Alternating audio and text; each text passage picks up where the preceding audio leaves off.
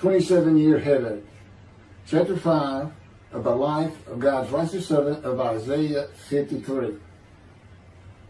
The same year I graduated from law school in 1982, my son Justin was born. In 1985, my daughter Brooke was born. In 1988, my youngest child and daughter, Laura, was born. I was making good money, though I expected a lot more, in my first job with a law firm that specialized in collections.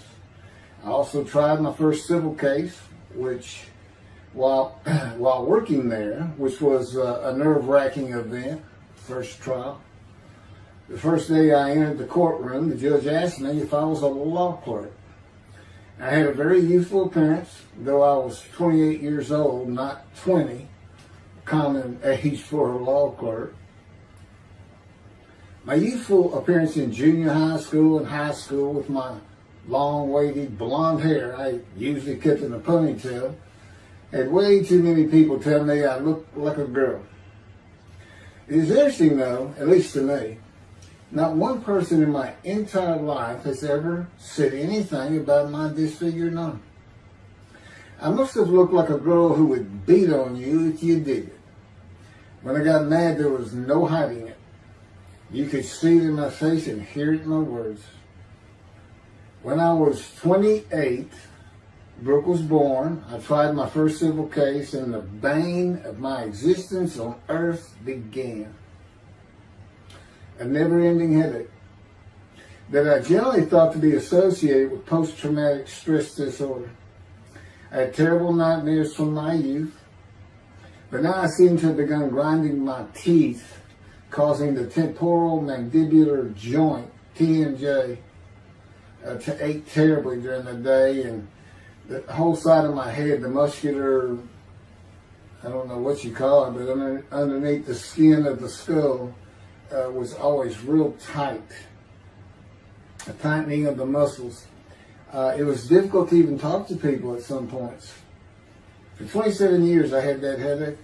I tried everything, even surgery on the TMJ, and another surgery where the doctor severed my upper jaw and then trisected it from my skull and spaced it to fit my lower jaw. All to no avail. I could not stop the nightmares and the grinding of my teeth. Mouth guards helped my teeth, but the pressure was still there. I literally feared going to sleep. I didn't want to wake up the next day sometimes because I knew how bad the pain would be there again. It completely ended my dream of being a trial lawyer. So I got an associate position in an oil and gas firm and began learning how to prepare title opinions for oil and gas companies on tracts of land they plan to drill on. Basically, a title opinion is you start from sovereignty, which is when the state granted the land to someone, usually great, large tracts of land, and from there you get parceled out and cut up, and I'd be chasing one small tract within a very large one almost 200 years ago, in the early 1800s, and I would have to create genealogical charts of heirship, for people who died without a will, and they had to know who the family members were, and I got very good at it, and I really enjoyed it. I'd go to small towns throughout Texas and into their courthouses where they would keep all the records of every transaction, of every piece of land in the county. But anyway, there's an awful lot to it. I do go into it in some detail in the book, but I'm not going to for this video.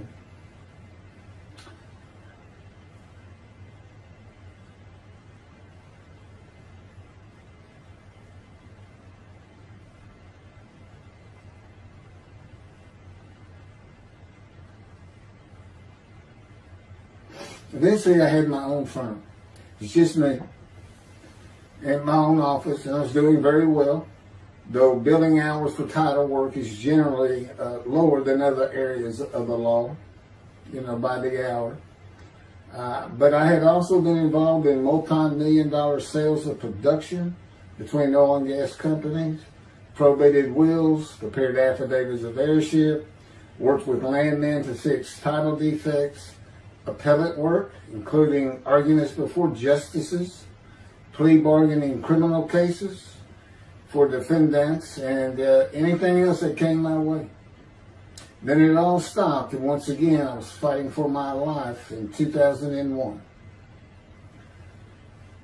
This is chapter 6, skin, colon, and lung cancer.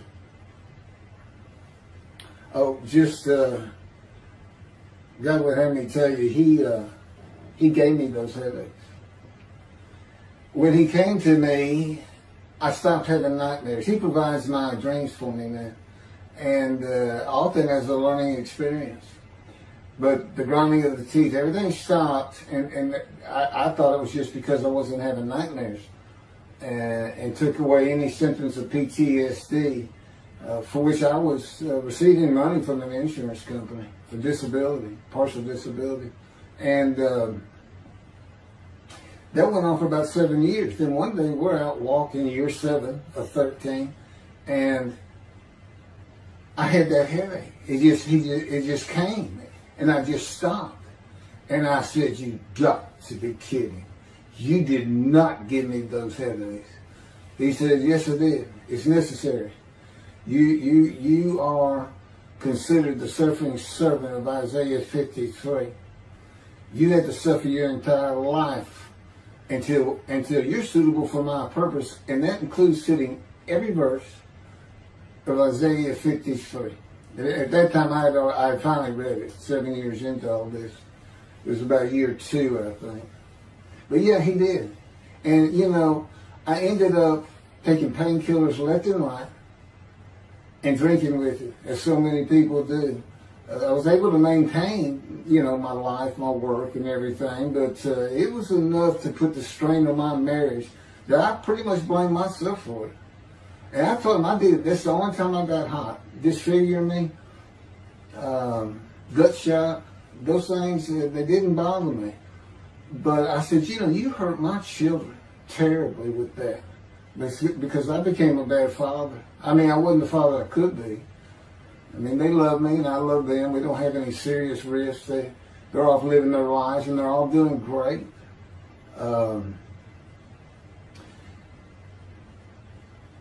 But if they consider themselves anything, they're Christians. And although I don't think any of them are overtly religious, or that they're in church every Sunday or anything like that, but when I started going to the conservative synagogue here in town, and I told them I was converting to be Jewish, they're pretty much just saying I would be a Jew, I guess. I'm not sure, or that I didn't believe in Jesus was probably more of it, God says. But really haven't talked to them much at all in 7 or 8 years. But anyway, so God gave me the headache just to make sure.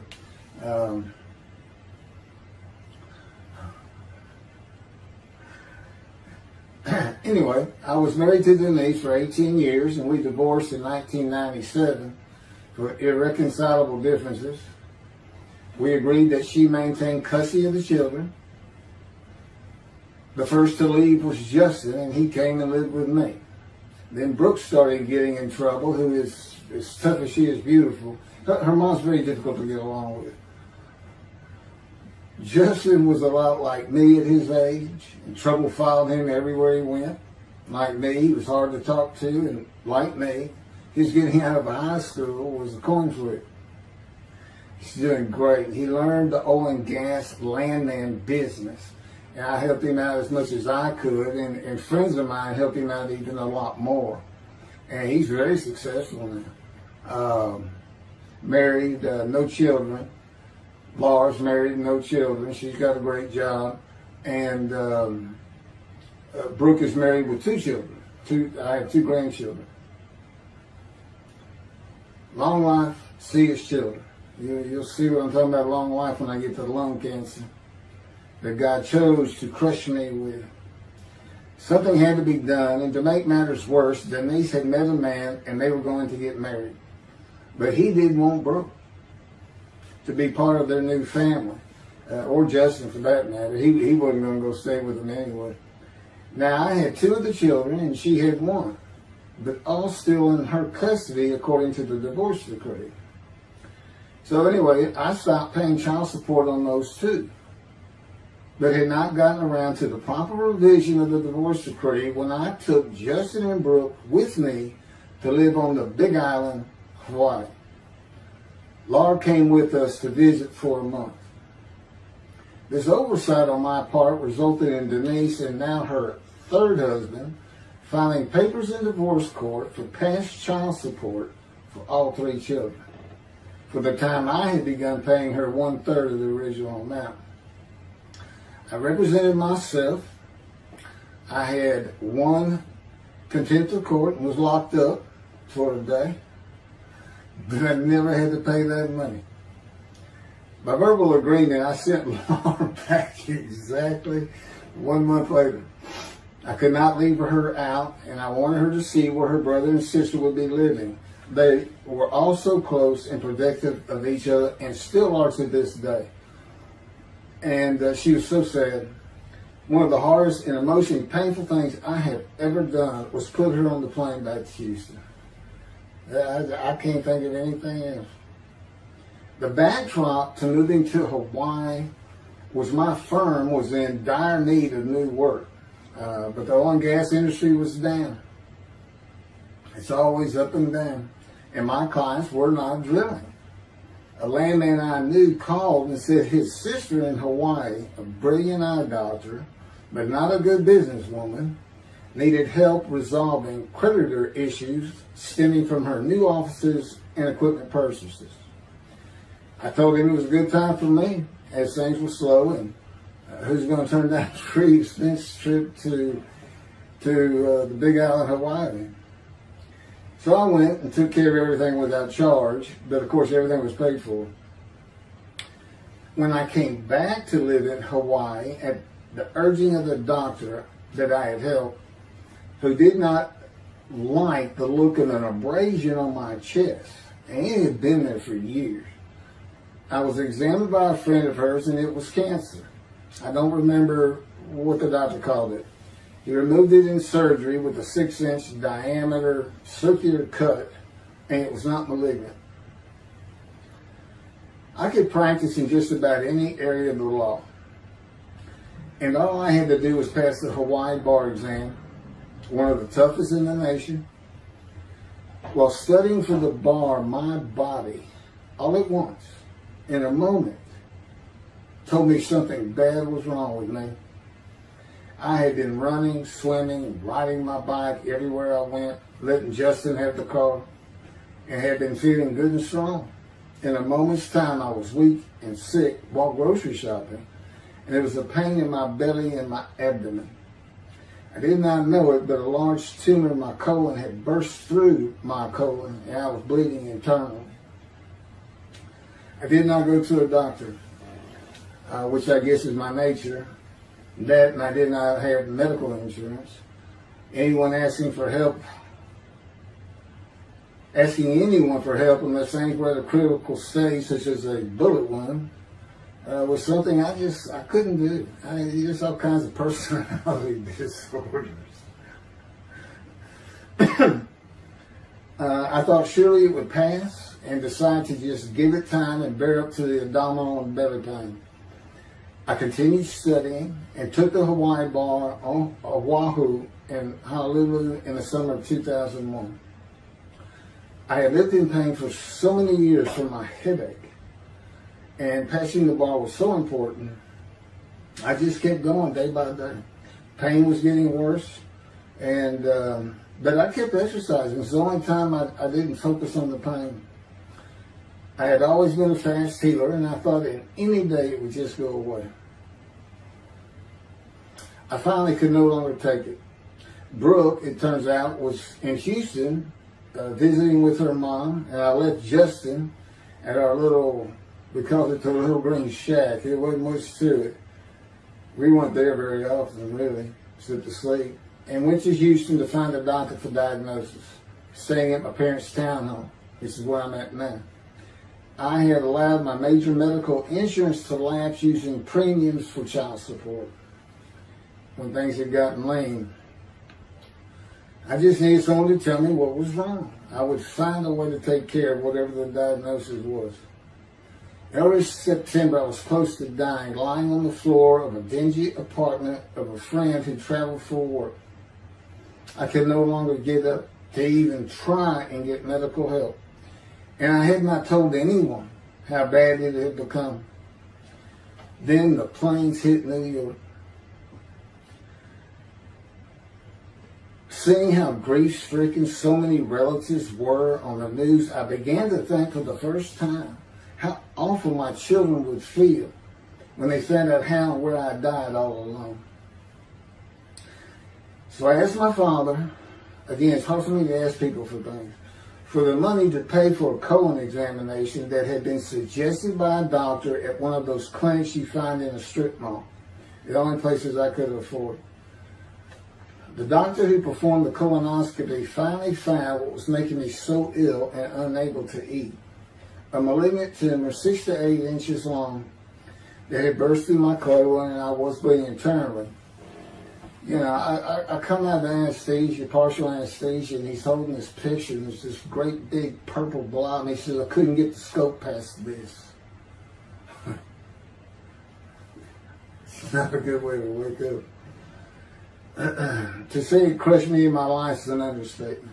The pain, the weight loss, inability to eat, all I could do was drink calorie drinks. Began about 4 months before the colon examination. That was 4 months of sheer pain. But as it turns out, I did pass the Hawaii bar exam. It was now early October 2001. The doctor told me, look, you don't have insurance. Go to Bentop Hospital. That's the hospital I went to when I got gunshot. I prefer gut shot. It sounds better. It is, man. And he gave me the pictures from the procedure showing what he could not get the scope past. Just shaking his head and saying, you should have come in much earlier. So I went to Bentop thinking I was here in 75 on October 5, dying, but I did survive. And here I am again on the first week of October 2001. I showed you pictures to the admitting nurse. Instead of them sending me to the waiting room, she just looked at me and she said, this is a public hospital. I mean, you can wait all day long to have a cold check. She looked at me and said, why did you wait so long? And how are you still alive? And I told her, I have no idea. She did not send me to the waiting room. They had an orderly take me immediately to a room. There they hooked me up to a morphine machine where I could hit a button at a time interval I can no longer remember and receive a small dose. I do know I never missed one. I was very depressed, and my parents who waited in that line for admittance with me looked so sad and depressed. It was not one of my better days, though I finally had some pain relief. Day after day, I lay there waiting for the next test they would run. It was during this time I received notification that Denise had filed papers in the divorce court to recover monies for the time I was taking care of 2 of the children. It's also when I received notification from Hawaii that I had passed the bar exam. So, Bentop Hospital, what a lifesaver. I mean, young surgeons in like Baylor University, medical schools, it's a prime position to get your hands on if you're going to be a surgeon, because you're in surgery all day long and all night long. As long as you can stand up, they're bringing people in. It's just a real hot spot in Houston and a great hospital, but it's not a place you want to stay. You really don't. My doctor would come in and be out so fast, I never knew what was going on. He did tell you my previous surgery to my abdomen, where they opened me up from stem to stern, complicated removal of the tumor. On October 25, my son's birthday, who was now stuck in Hawaii, They cut me open again and removed the tumor. It was about a week or so later, I was released with a schedule for chemotherapy. I returned to the dingy apartment all alone, and I just stared at the television for weeks. I did, and chemo was so depressing for those who had to go into it. A small room with big chairs for about 20 people who all looked like death, including me. Everyone with an assortment of bags of chemo dripping into our arms for hours. It took about 8 hours before I really got sick from it. And I had to park a long way to avoid paying for parking and drive a long way to the apartment. It was a very gloomy fall and winter. When I completed my chemo of once a week for 6 or 9 months, more tests were scheduled. I do not remember how many months the chemo lasted. I do remember I did not finish, missing the last 3 sessions. At the end, I could not get out of the door without bursting into tears and just not go. It just wore me down to nothing. On the bright side, it was my goal. I had my own apartment called the Loft. It was brand new and very nice on a bayou close to downtown Houston with a running trail alongside it and lots of woods near Memorial Park where I had been running a 3-mile circuit since high school. I returned to being told for follow-up tests, including x-rays on my chest, and the colon cancer had not returned then and to this day. The chest x-rays were another matter entirely. The doctor told me he had bad news and showed me the x-rays telling me the white spots I was seeing was cancer. They were everywhere. Lungs full of cancer, he said, at a stage I could not be treated with any success. My dad was with me, and I asked the doctor, well, what does that mean? And when he said you need to prepare for death, the look on my father's face was so sad and hurt at the same time I'll never forget. And we've been through some tough things in this house. Every house we've been in. It didn't affect me one bit. I did not feel anything. I was too beat down from the chemotherapy to care, I guess. God tells me I had a lot to do with that. And in fact, I just, no matter what they said, I didn't think I was going to die. But I didn't know that. I just wasn't having that conscious thought. And God says he had a lot to do with that. And of course, he hadn't spoken to me yet. I had never seen a doctor for cancer or any other ailment since that day. I had to get Justin home was all I thought about. But I needed money. I found an old client that needed a title opinion for a drill site well. I struggled through that and got my boy back to Houston. And it was tough. I was so weak. And it's been so long since I really had done any title work. And just going to pick the work up and visiting with the client was a major to-do for me. But we got there and I got Justin home and he went to live with some childhood friends. This was now 2002 and going into 2003. I just walked all over the running trails in a 3-mile loop at Memorial Park and in the woods day after day. I didn't think about dying, but I did start. But I did not think about restarting my law practice either. I watched a lot of television and played video games. I watched the Tour de France for the first time and got inspiration from Lance Armstrong. I was still alive though, and the funny thing was my lungs never bothered me. I was never sick. It's because God had already removed it. After I got the news I was dying of lung cancer, he took them from me. That's what he tells me. And I don't have any symptoms. As you'll see right here, in 2005, I picked up some title work here and there and made an office out of my loft. I bought my first motorcycle, soft-tailed lowrider Harley Davidson. First time in many years I was happy. I loved riding that bike. In 2006, I did some landman work for standard day wages and began dieting and running.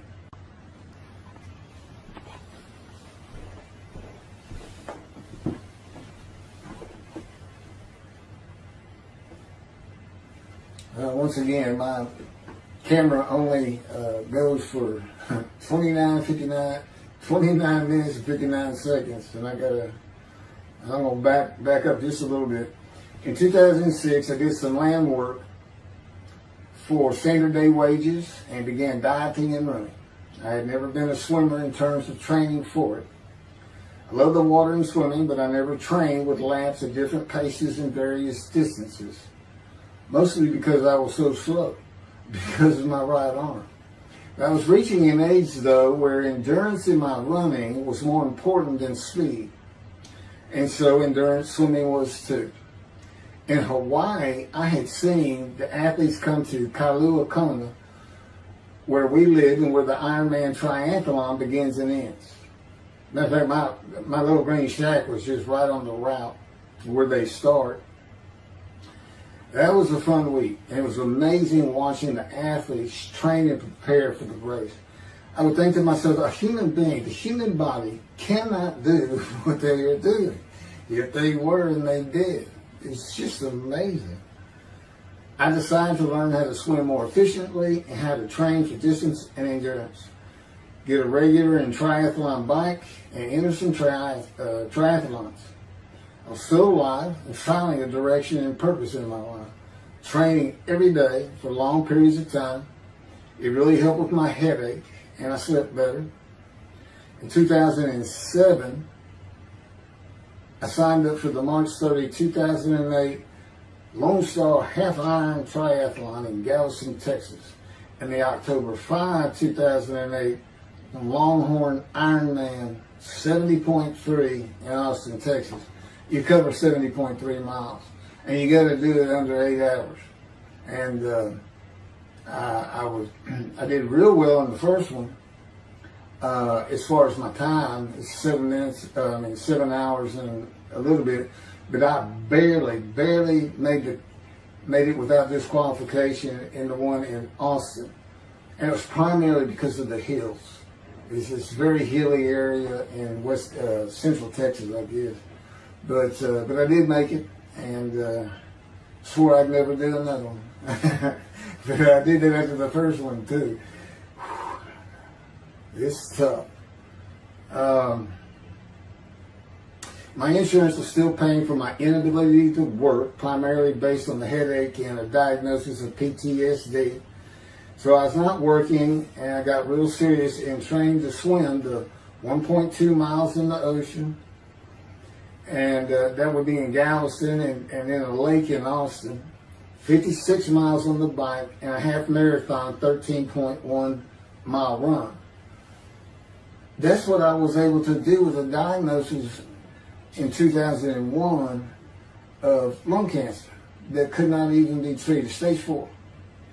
And that's just about impossible. It would take a miracle of God for that to happen, because generally you're going to die within 1 year. They say if you get lucky with good medical treatment, you might make 5 years. But 1 year is the standard, if you can make it that long. That's my proof that I offered myself to guilt for God. Because you can't, it's not something provable. All you can do is show the results of that offer. And again, guilt's an emotion. I got way too many videos and everything to get too detailed on it. But that is the proof. You know, I got the colon cancer 20 years ago when the planes hit New York. And it was that was 2001, right. Too many things go through my mind when I start thinking about those cancer years. But God, He removed it. He had something for me to do, but that's verse 10. God chose to crush him with disease. And as I've mentioned, the reason He chose that is to show that I was blemished, defective, could not possibly be an offer for sacrifice, because He knew what the Gentiles were going to do. They were going to put an unblemished lamb in there and call the Jewish people's Bible their own, and use the laws of Leviticus, not unlike Mr. Tovia Singer and his 6 million blemished ram sacrifice by Hitler, the righteous servant of God. How that seems to read. He's welcome to respond any way he wants to do that. But it's on the video, it's in the book, it's in quotes by him. It's from his midrash, from his site. And he said, share this with everybody. Everybody can take it and just share how great my knowledge is. Well, it's lacking in some areas. There's any question he's an intelligent man. But his reasoning capabilities, in my opinion, at least as to Isaiah 53, are severely wanting. I am that man. And God's going to give the Christians hell with it and with me. Just like I just heard this for the first time on the video. When all of a sudden he had me say that Jesus announced he wasn't the man of Isaiah 53 on the cross. When he said, Father, Father, Father, why have you forsaken me? Because he was about to die. In Isaiah 53, who he thought he was, and he's not, who he didn't fit the verses, but he thought he was supposed to be exposed to death, but given long life. So boldly he goes into the Roman Jerusalem and gets himself taken up. He's not worried. Delusional, yeah, maybe, but as far as I'm concerned, he's nothing but a story. He never existed. And the story starts with the Essenes of the Red Sea Scrolls and the teacher of righteousness. Real quick, I'll go over that. Here's the thing. Their founder is called the teacher of righteousness. Okay? They were great followers of Isaiah. They had the great scroll of Isaiah. They're prolific writers and copyists. They had their own gate at Jerusalem. The Essenes gate. Now, the New Testament never mentions them. You got Pharisees, Sadducees, Essenes, but they never mention an Essene. And Jesus, quite frankly, would have been one of them. Because they embody who he is. They didn't like riches, hated sinning. They didn't like material things. They removed themselves from Jerusalem, in the most part, to those caves by the Dead Sea for that very reason. But they did have a gate. They still had people who would be there, and you know what they would do at the gates? Tell stories. That's what you do. You tell stories, and it is a great story. Here's this guy, he's connected with God. Back then they believed men were gods. Caesar was a god. Over in Egypt you had the same thing going on. It's a common thought that men could be gods. And this story just springs up. And there didn't any question. They'd have gone and questioned it. I mean, they're sitting right front and center in Jerusalem. You think they didn't hear about this man walking on water, raising the dead, feeding 5,000 with 2 fish and 5 loaves, turning water to wine? That alone, Rome would have said, Caesar would have said, he does what? He turns water to wine. Bring him to me. Don't touch a hair on his head. You don't kill the man who turns water to wine. You send him out with your armies. Make your men happy. It's there's so many ridiculous aspects to it. Most particularly, God performed a human sacrifice for the sinning Gentiles. He's left the sinning Jews for the sinning Gentiles. But he gives them an out, these Gentiles, not his chosen. He gives them an out. I know, I'm going to kill my son for you. So that you'll be forgiven of violating my commandments and laws. If anybody knows God, and the Jews do, and I know him like nobody's business, that's not him. That's not him. I mean, he told the Jews, I'm never going to leave you, but I will punish you. Now that's him. That's him. And he'll put you through hell just to make you a better person, a better people. And he has no plans of changing that. He's not going to change the minds and the thinking of billions of people to make them love the Jew. He's just not going to do it. And the practicality is, he didn't create man for him to even be able to do that. Now, he could have created humanity where he could do that. He could change the mind of everybody at the same time. But I'll tell you on this, he's been working on my mind for 13 years. It is one brutal it's a very one-on-one affair. Now he says, I could just kill everybody. I mean, that's easy enough. That's easy. I could just kill everyone, but He said, that's not, it's all about this. You got to know how to read the Bible. It's written for antiquity first, in the Dark Ages, and then the Age of Enlightenment. I mean, basically he's saying you've got to go back over it. You've got to check these guys. You've got to check Rambam and his speech. God's going to make the world speak Hebrew. Or, they will be the pure spirit. You got to check some of this stuff. And I read Rashi's, I went through his Isaiah 53 Midrash, and all I can say is very unimpressed. I've seen what he has to say in Malachi. He didn't pick up on any of this. He didn't know what the angel of the Lord is, the angel of the covenant that you desire. He doesn't know how Moses goes by a burning bush that's not consumed. The angel of the Lord is in there, and God speaks. I do. To me, it's just like, well, you just get some basic concepts, and all of a sudden, and quite frankly, it'll open up the scripture to the Jews. They can put the Talmud aside for a little while. But I will say this. God says, if you can study it, study it. There's all kinds of great things in it. Just be real careful about what you teach from it. And it's useful for heaven. If you like to talk about Talmud as a scholar with other Jews who may very well be in a scroll of remembrance with you, you can meet up with them. You'll see them in the meeting places, have them over to your room. Y'all can watch the new earth being created and the new peoples of God chosen, and watch the evolution of the chosen people. And humanity, the same as this one. God says, why would I change it? Why would I change it? When I did it, it was perfect. And you can tell Mr. Singer that the evolution that he's talking about, where all of a sudden the world's going to love the Jews, been going on for over 3,000 years, and it hadn't even. And today, anti-Semitism's up, and David is here. It's not going to happen. Thank you very much. I will be doing. Was that 5 and 6? Yeah, that was 5 and 6. Now the book picks up at chapter 7. It's on a video when God first speaks to me. And it's very interesting. And we'll still be putting some videos out. But I've pretty much covered all the major material. Everything from Isaiah 53 and the day of the word, Lord.